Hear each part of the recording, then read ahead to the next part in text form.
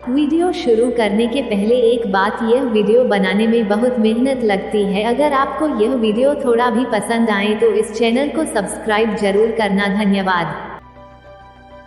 हनुमान जी अशोक वाटिका में। हनुमान जी सीता की खोज के अपने निश्चय पर अडिग हो गए। उन्होंने प्रण कर लिया कि जब तक मैं यशस्विनी श्री रामपत्नी सीता का दर्शन न कर लूंगा तब तक इस लंकापुरी में बारंबार उनकी खोज करता ही रहूंगा। इधर यह अशोक वाटिका दृष्टिगत हो रही है, जिसके भीतर अनेक विशाल वृक्ष हैं। इस वाटिका में मैंने अभी तक अनुसंधान नहीं किया है, अतः अब इसी में चलकर जनक कुमारी वैदेही को ढूंढना चाहिए। वह अशोक वाटिका चारों ओर से ऊंचे परकोटों से घिरी हुई थी, अतः वाटिका के भीतर जाने के उद्देश्य से हनुमान जी उसकी चारदीवारी पर चढ़ गए। चारदीवारी पर बैठे हुए उन्होंने देखा कि वहां साल, अशोक, नींब और चंपा के वृक्ष भली भांति खिले हुए थे। बहुवार, नागकेसर और बंदर के मुंह की भांति लाल फल देने वाले आम भी पुष्प मंजरियों से सुशोभित हो रहे थे। अमराइयों से युक्त वे सभी वृक्ष शत शत लताओं से आवेष्टित हो रहे थे। हनुमान जी प्रत्यंचा से छूटे हुए बाण के समान उछले और उन वृक्षों की वाटिका में जा पहुंचे। वह विचित्र वाटिका स्वर्ण और रजत के समान वर्ण वाले वृक्षों द्वारा सब ओर से घिरी हुई थी और नाना प्रकार के पक्षियों के कलरव से गुंजायमान हो रही थी। भांति भांति के विहंगमों और मृगसमूहों से उसकी विचित्र शोभा हो रही थी। वह विचित्र काननों से अलंकृत थी और नवोदित सूर्य के समान अरुण रंग की दिखाई देती थी। फूलों और फलों से लदे हुए नाना प्रकार के वृक्षों से व्याप्त हुई उस अशोक वाटिका का मतवाले कोकिल और भ्रमर सेवन करते थे। मृग और द्विज पक्षी मदमथ हो उठते थे। मतवाले मोरों का कलनाद वहां निरंतर गूंजता रहता था।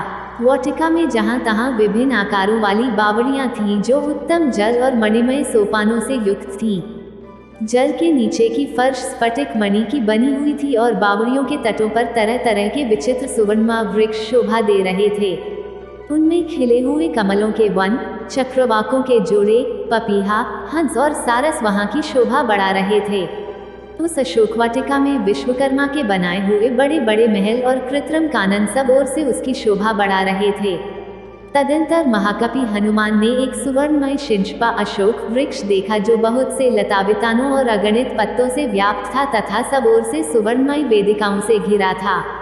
महान वेगशाली हनुमान जी उस अशोक वृक्ष पर यह सोचकर चढ़ गए कि मैं यहीं से श्री रामचंद्र जी के दर्शन के लिए उत्सुक हुई विदेहनंदिनी सीता को देखूंगा, जो दुख से आतुर हो इच्छानुसार इधर उधर आती होंगी। यह प्रातःकाल की संध्योपासना का समय है और संध्याकालिक उपासना के लिए वैदेही अवश्य ही यहाँ पर पधारेंगी। ऐसा सोचते हुए महात्मा हनुमान जी नरेंद्र पत्नी सीता के शुभागमन की प्रतीक्षा में तत्पर हो उस अशोक वृक्ष पर छिपे रहकर उस संपूर्ण वन पर दृष्टिपात करते रहे।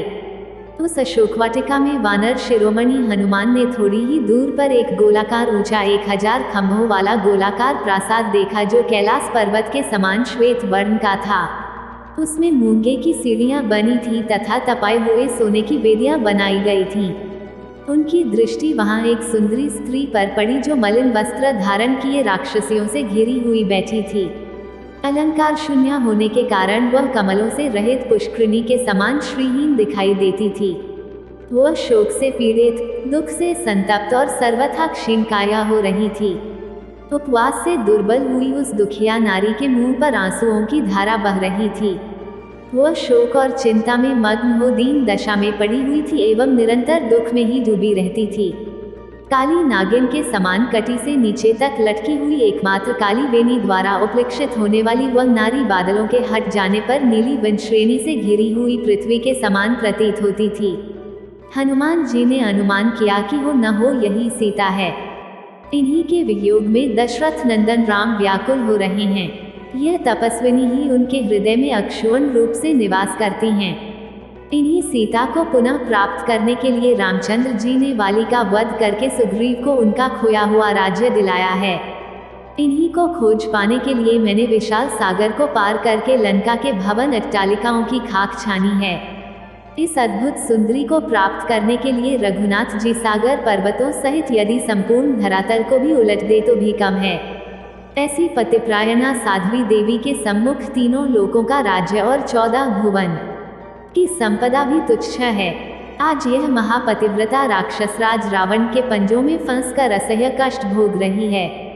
मुझे अब इस बात में तनिक भी संदेह नहीं है कि यह वही सीता है जो अपने देवता तुल्य पति के प्रेम के कारण अयोध्या के सुख वैभव का परित्याग करके रामचंद्र के साथ वन के कष्टों को हंस हंस कर झेलने के लिए चली आई थी, और जिसे नाना प्रकार के दुखों को उठाकर भी कभी वन में आने का पश्चाताप नहीं हुआ।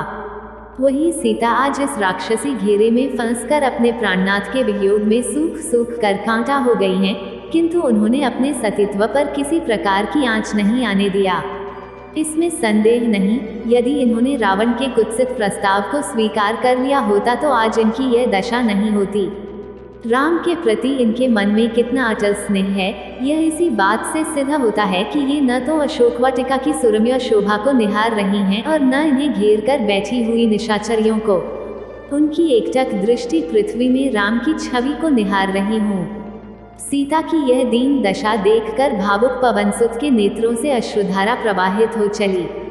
वे सुध बुध भूलकर निरंतर आंसू बहाने लगे।